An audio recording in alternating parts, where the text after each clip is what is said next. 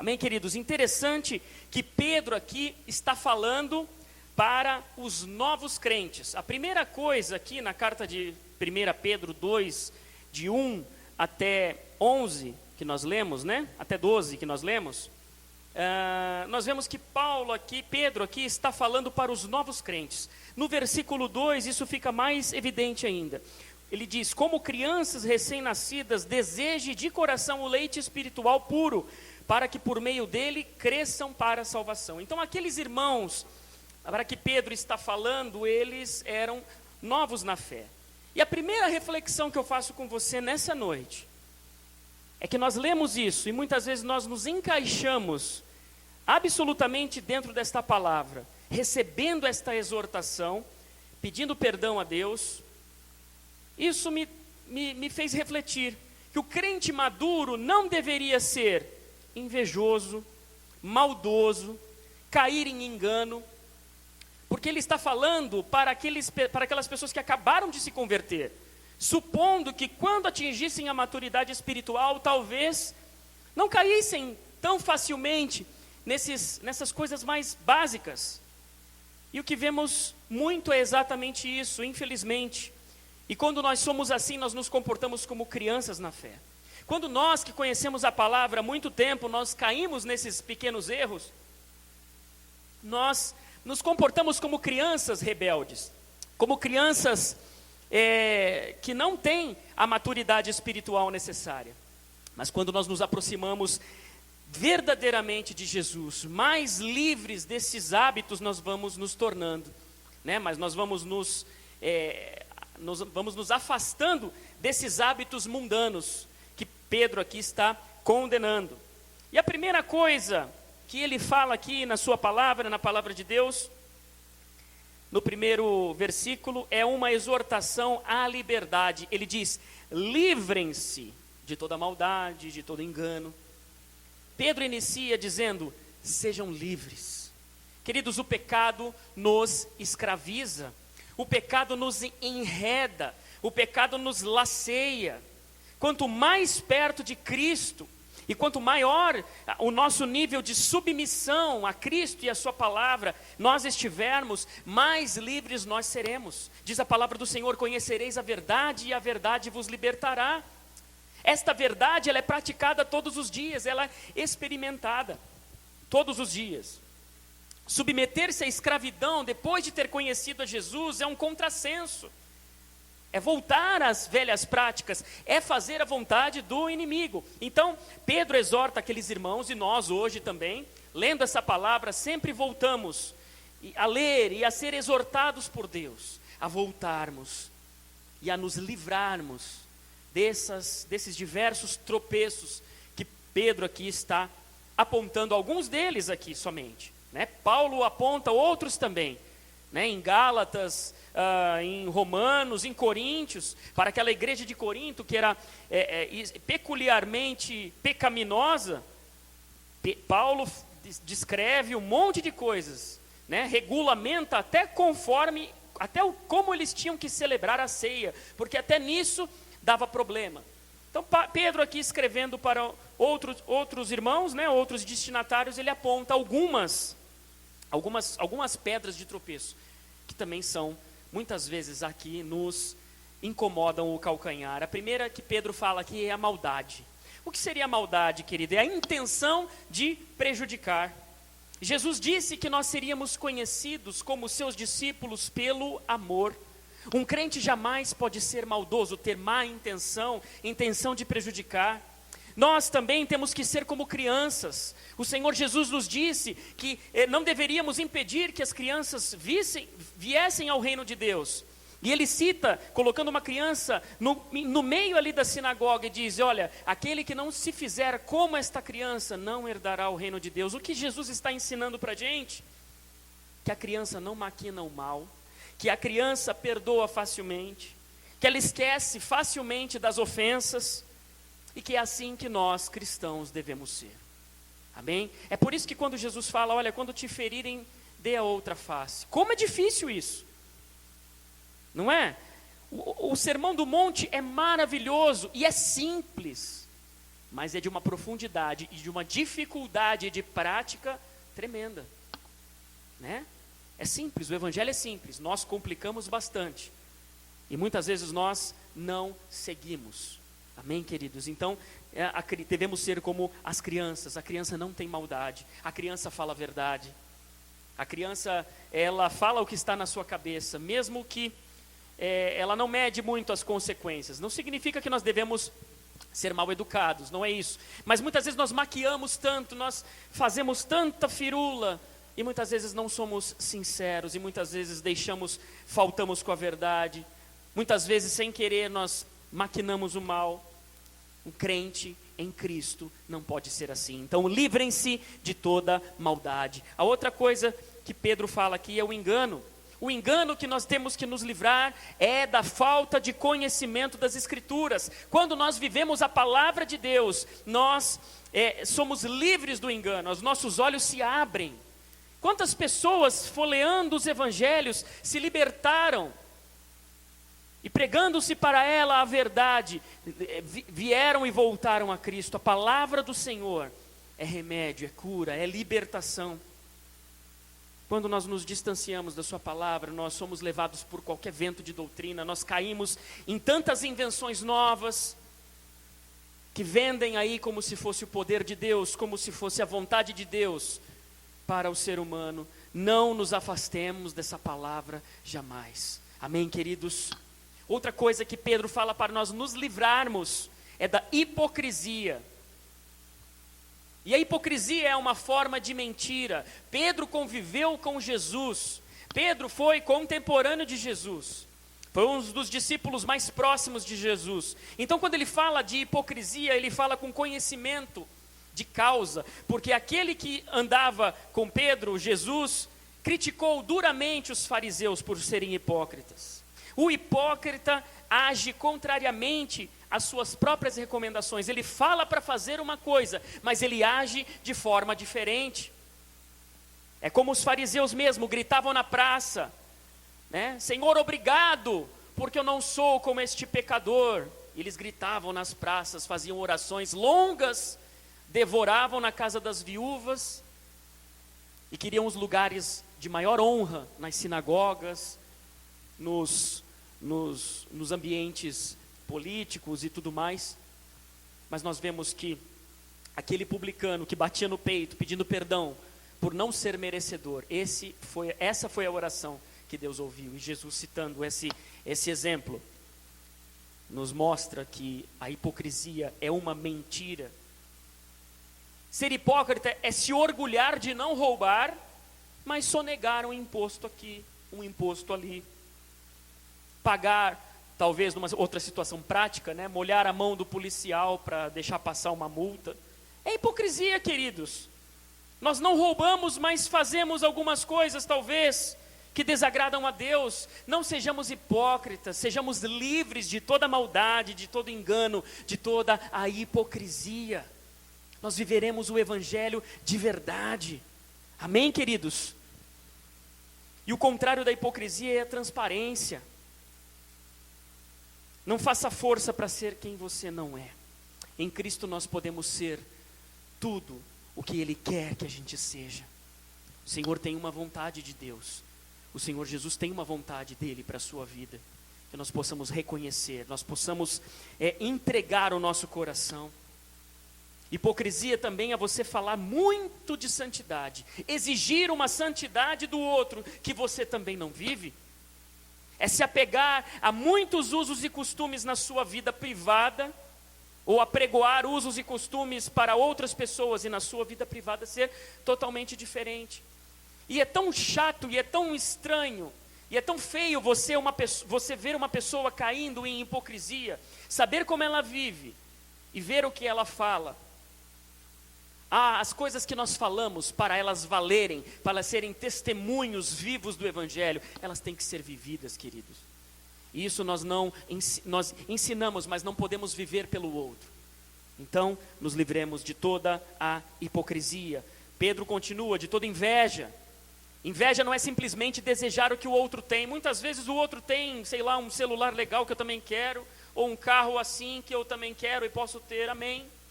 Mas não é isso. É desejar o que o outro tem de forma compulsiva, ou ainda, pior, sentir um profundo desgosto com a felicidade do outro. Isso é ser invejoso.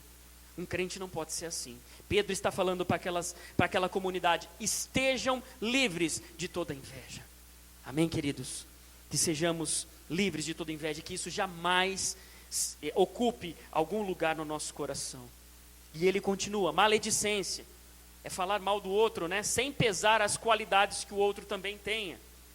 É simplesmente falar mal por falar. Importante ressaltar aqui que maledicência não é aquilo que muitas vezes envolve uma confissão para um pastor, para alguém, um desabafo, um aconselhamento. Isso não é maledicência.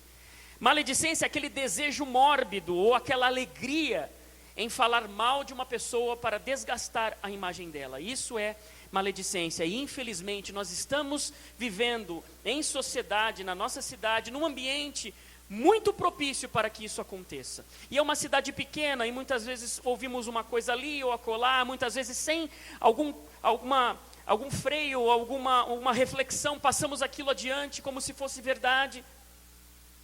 Que nós sejamos, como cristãos, preocupados com a nossa boca, que a nossa boca abençoe aquele que está à nossa volta. Amém, queridos? Em nome de Jesus. Todos esses comportamentos não convêm a crentes.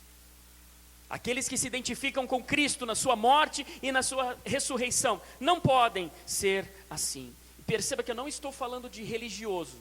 Eu não estou falando que o evangélico não deve ser assim. Que nós da Igreja Palavra Viva não podemos ser assim. Eu estou dizendo que aquele que crê em Cristo como o seu Senhor e o seu Salvador não pode ser assim. Porque infelizmente no nosso meio evangélico, denominacional, nós estamos repletos de maledicência. Estamos repletos de hipocrisia, maldade. Muitas vezes, então nós percebemos que ser cristão é uma coisa, pertencimento a um determinado grupo que se denomina como evangélico, cheio de regras, invenções humanas e diversas formas de escravização de massas, é outra completamente diferente. Eu não estou dizendo que todo evangélico é assim. Nós somos evangélicos. Amém, queridos? Nós nos identificamos com esse povo que depois da reforma foi identificado como evangélico. Mas a nossa denominação, o nosso esforço diário, o nosso compromisso deve ser em ser cristão. A denominação deve servir ao cristianismo, deve servir ao evangelho. Deve ser algo que sobressaia o fato de nós nos identificarmos como evangélico, como alguém que vai aos domingos naquela igreja, na 7 de setembro e assim por diante. É coisa muito maior você pertencer a Cristo, do que você ter o nome num hall de membros de uma igreja evangélica. Pensemos nisso. É óbvio, nós continuaremos evangélicos, temos as nossas doutrinas, né? Não cremos em intercessão de santos, nós não cremos em tantas outras coisas que alguns outros ramos cristãos acreditam. Nós cremos que a salvação é somente pela graça, e aí nós vamos nos identificando doutrinariamente. Mas o que eu estou dizendo é que aquele que se identifica com Cristo não pode ser mau, enganado ou enganador, hipócrita, invejoso e maledicente. Amém, queridos? Que nós nos livremos disso, em nome de Jesus. Outra coisa que Pedro fala nos versículos 4 e 5 é que nós somos como pedras integrantes de um edifício. Então Pedro aqui nesse trecho, ele faz um paralelo do corpo de Cristo, da igreja, eu e você, com os antigos templos do Velho Testamento. Assim como os templos eram feitos de pedras, Pedro está dizendo que agora no Novo Testamento, em Cristo, nós somos essas pedras. Ou seja, onde Deus habitava em sua glória, se manifestava num templo, que obedecia a uma série de leis, e que tinha que ter não sei quantos centímetros de côvados, de estatura, de comprimento, de largura. Hoje isso foi rasgado, e hoje ele habita em seres humanos, por meio do seu Espírito Santo. E significa que nesse edifício, eu e você somos pedrinhas integrantes dele. Amém? Então Pedro nos compara a essas pedras. E outra coisa interessante é a gente notar que a pedra sozinha, ela não é o edifício. Quando você vê um prédio feito de diversos materiais. Eu não posso dizer que uma viga é um prédio, mas um prédio tem vigas, um prédio tem tijolos, tem colunas. Pedro está dizendo que a pedra é parte de um edifício, ou seja, eu e você somos uma parte do corpo de Cristo. E aqui nós temos uma parte do corpo de Cristo. Em outras igrejas que cultuam ao Senhor Jesus neste exato momento, também são partes, temos que ter unidade com eles. Pessoas ao redor do mundo, louvando a Deus nesta mesma hora, também são parte integrante da igreja de Cristo. Que maravilha saber que o Senhor Jesus está sendo adorado agora, neste exato momento e lugar, em diversas partes deste planeta, juntamente com os anjos que dizem a todo momento: Santo, Santo, Santo é o Senhor Todo-Poderoso. Louvado seja o nome do Senhor. E Pedro também está falando aqui, no versículo 5, vocês também estão sendo utilizados como pedras vivas na edificação de uma casa espiritual, para serem sacerdócio santo. O que Pedro está dizendo aqui? Que nós só seremos usados como essas pedras vivas. E aí nós somos pedra. Para sermos pedras vivas, temos que ser ou estar perto de Cristo. Longe de Cristo, essas pedras são só entulho. São aquilo que não é utilizado. Eu não estou falando exatamente de cargos, funções dentro da igreja organizacional. Eu estou dizendo parte integrante com comunhão com Deus e com os demais irmãos. Amém, queridos? Longe de Cristo, as pedras se tornam entulho. Ele deseja que nós sejamos pedras vivas na sua presença. Em nome de Jesus. Louvado seja o nome do Senhor. Então devemos ter unidade. Somos diferentes, temos diversidade de dons, diversidade de pensamentos, de idade, de interesses, enfim, de um monte de coisas. Mas nós temos unidade por meio de Cristo, que se sacrificou por nós. O mesmo sangue que foi vertido por mim, foi vertido por você. Amém, queridos? E esse sacrifício é espiritual. Pedro continua aqui, para oferecendo sacrifícios espirituais aceitáveis a Deus por meio de Cristo. Ou seja, se no templo antigo se ofereciam sacrifícios de animais, neste templo novo, que sou eu e você, juntos como igreja, o nosso sacrifício é espiritual. É um coração quebrantado, contrito, que entrega a Ele toda a honra e toda a glória. É disso que Paulo está falando em Romanos 12, que o nosso sacrifício é vivo. O nosso sacrifício já não implica mais na morte de um animal. O nosso sacrifício é vivo e ele sou eu.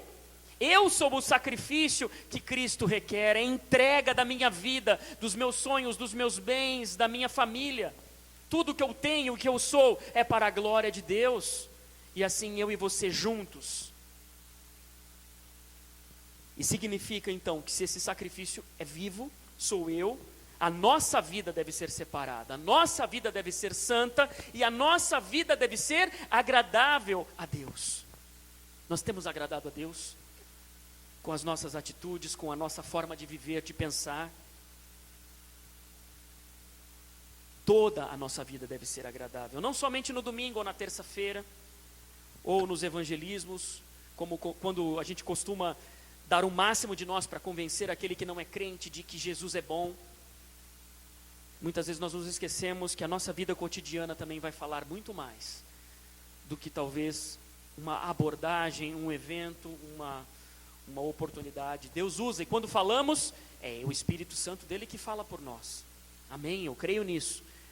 Mas não somente isso, isso também, juntamente com viver uma vida diária, entregue nas mãos do Senhor, em nome de Jesus. Outra coisa que nós aprendemos nos versículos 6 a 8 aqui, é que Jesus é essa pedra base. Se nós somos pedras da construção, pedras vivas no edifício, na igreja de Cristo, então Jesus é a pedra principal, é o alicerce. E Pedro cita o Velho Testamento aqui, né? Eis que põe em Sião uma pedra angular, escolhida, preciosa, e aquele que nela confia, jamais será envergonhado. Ou seja, Cristo é essa pedra, Cristo é a palavra, é o Deus que se fez homem para nos salvar, nos libertar, de uma vez por todas, em nome de Jesus.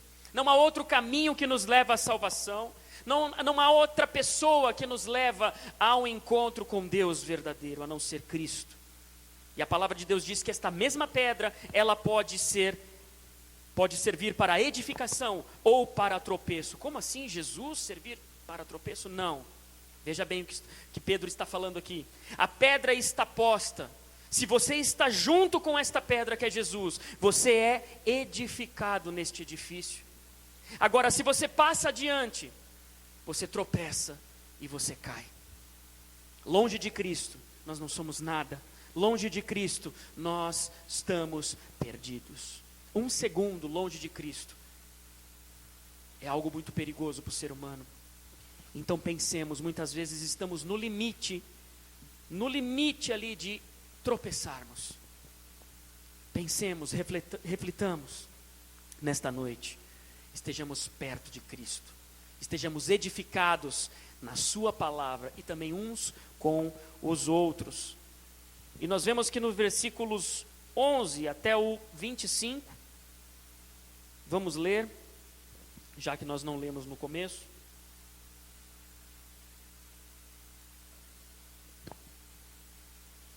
Pedro fala assim: amados, insisto em que, como estrangeiros e peregrinos no mundo, vocês se abstenham dos desejos carnais que guerreiam contra a alma. A primeira coisa que ele está falando aqui é que nós somos peregrinos, nós não somos desse mundo não, né? Se alguém não acredita em extraterrestre, pode crer que eu e você somos alguns. Nós não somos deste mundo, né? Brincadeiras à parte. Nós não somos deste mundo, estamos aqui de passagem. E nós devemos levar conosco para a eternidade o maior número possível de pessoas. Então a gente tem que viver para a glória de Deus, pregar o Evangelho, a tempo, fora de tempo, viver uma vida, né? O que são 80 e poucos anos, aqueles que vivem bastante, 80 e poucos, 90 anos, aqui em Santa Rita se vive bastante, né? Nós vemos aí as pessoas, né, partindo para a eternidade com 90 e poucos, né, que se vive bem, né, o motivo pelo qual eu escolhi essa cidade para morar, se vive muito bem aqui. Mas o que são 90 anos no máximo, perto de uma eternidade? E a nossa eternidade, nós decidimos aqui, nós resolvemos aqui, nós escolhemos aqui, que em nome de Jesus nós tenhamos essa palavra em nosso coração. Nós somos peregrinos, estamos caminhando para uma terra que é nossa. Esta terra não é nossa, estamos aqui. Vivam entre os pagãos de maneira exemplar, para que mesmo que eles os acusem de praticar o mal, observem as boas obras que vocês praticam e glorifiquem a Deus no dia de sua intervenção. Por causa do Senhor, sujeitem-se a toda a autoridade constituída entre os homens, seja ao rei como autoridade suprema, seja aos governantes como por ele enviados, para punir os que praticam o mal e honrar os que praticam o bem. Pois é da vontade de Deus que, praticando o bem, vocês silenciem a ignorância dos insensatos. Vivam como pessoas livres, mas não usem a liberdade como desculpa para fazer o mal. Vivam como servos de Deus. Tratem a todos com o devido respeito, amem os irmãos, temam a Deus e honrem o rei, E aqui ele fala, né, escravos ou trabalhadores, empregados, sujeitem aos seus senhores com todo o respeito, não apenas aos bons e amáveis, mas também aos maus, porque é louvável que por motivo de sua consciência para com Deus, alguém suporte aflições sofrendo injustamente. Pois que vantagem há em suportar açoites recebidos por terem cometido o mal? Mas se vocês suportam o sofrimento por terem feito o bem, isso é louvável diante de Deus.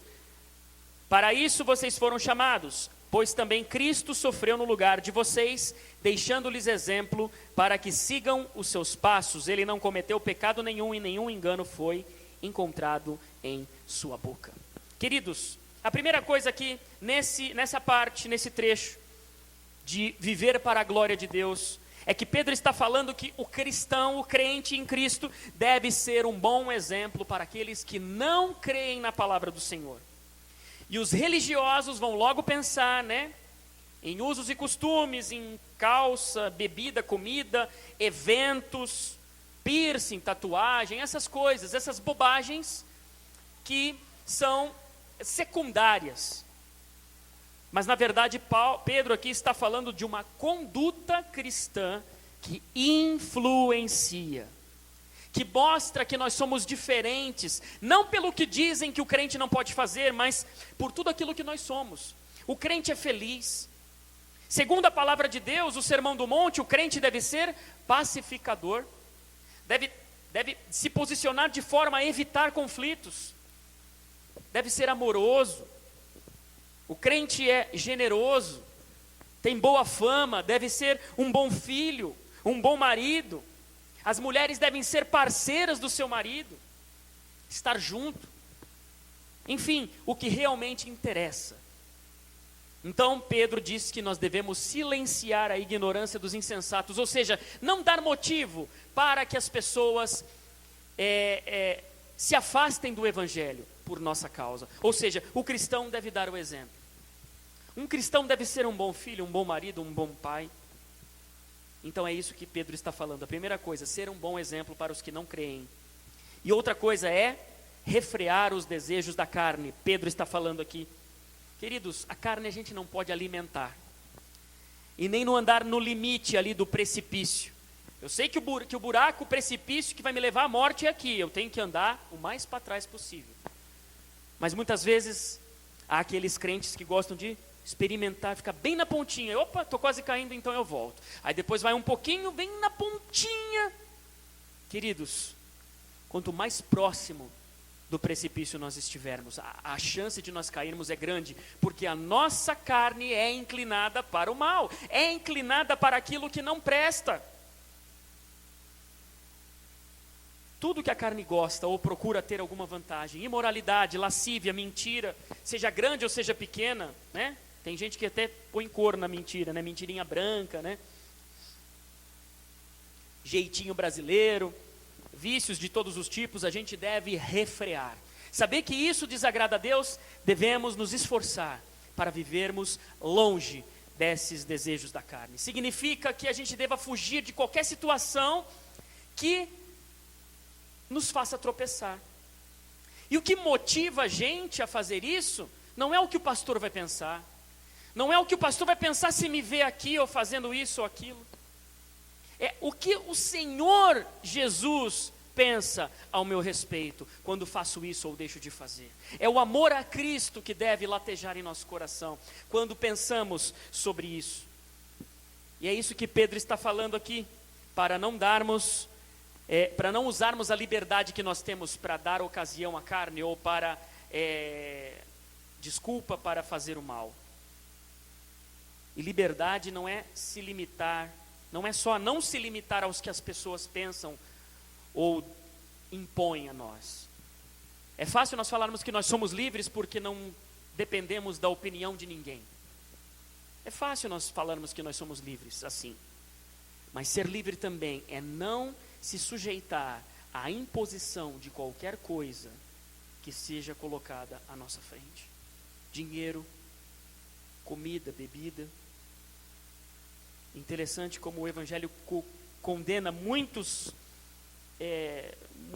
algumas condutas de bebida, por exemplo, mas comem até passar mal.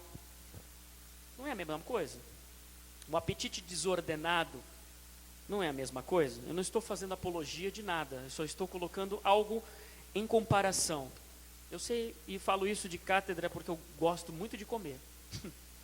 Bastante. E é algo que nós devemos pensar.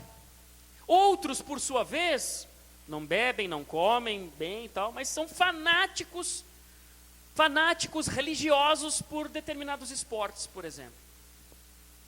algo que te toma, rouba o seu tempo. Eu estou condenando o esporte? De maneira nenhuma. Estou condenando. Devemos ser temperados em tudo, devemos ter equilíbrio em todas as coisas. Perante a Bíblia, queridos, é a mesma coisa. Se nós nos deixarmos dominar, como Paulo fala aqui, todas as coisas me são lícitas, mas nem todas me convêm. Algumas coisas nunca vão convir para crentes. Algumas coisas vão convir para algumas pessoas, para outras não, dependendo das suas fraquezas. Outras coisas vão convir de acordo com a vontade, a vontade de cada um. Mas isso, querido, é a nossa consciência com Cristo e a nossa vivência no Evangelho que vai dizer. Eu também não posso impor a minha vontade, porque aí já não seria liberdade.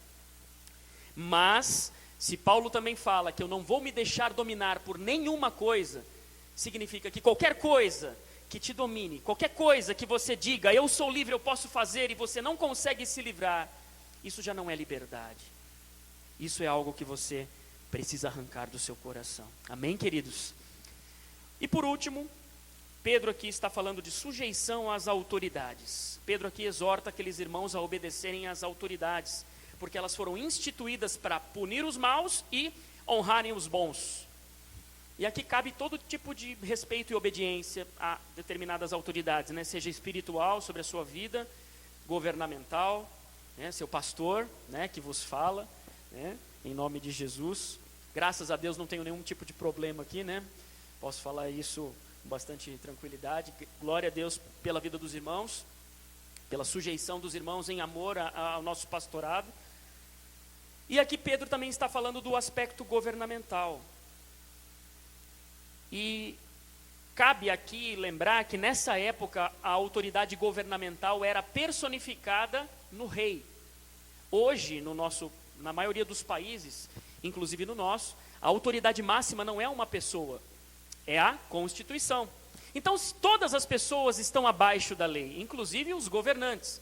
De modo que o argumento que dizem que crente não pode se opor a determinados governos, a participar de passeatas, essas coisas, não é um argumento correto sob o nosso ponto de vista.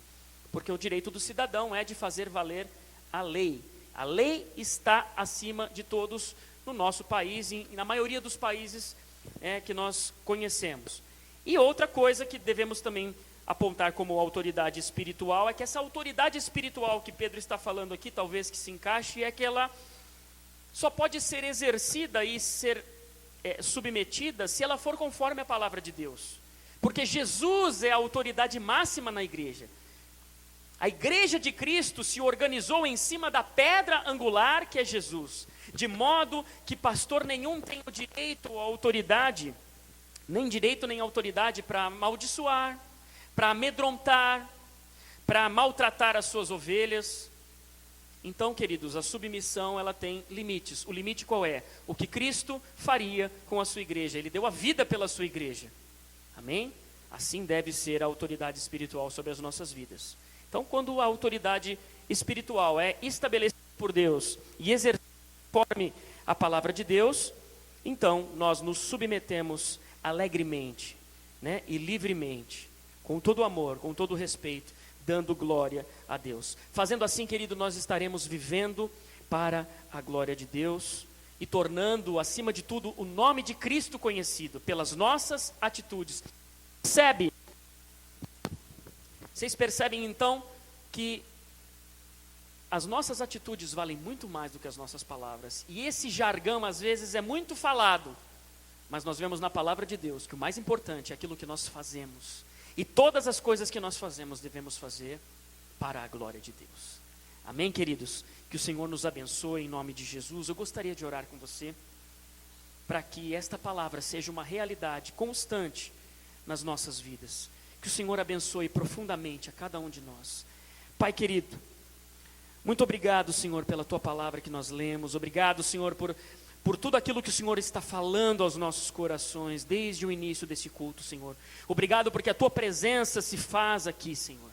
Obrigado porque podemos sentir que o Senhor está entre nós. A Tua palavra nos garante que onde há 2 ou 3 reunidos em Seu nome, o Senhor ali está.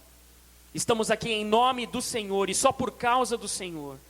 Senhor, dá vida a essa palavra nas nossas vidas, Senhor. Nos liberta, Pai.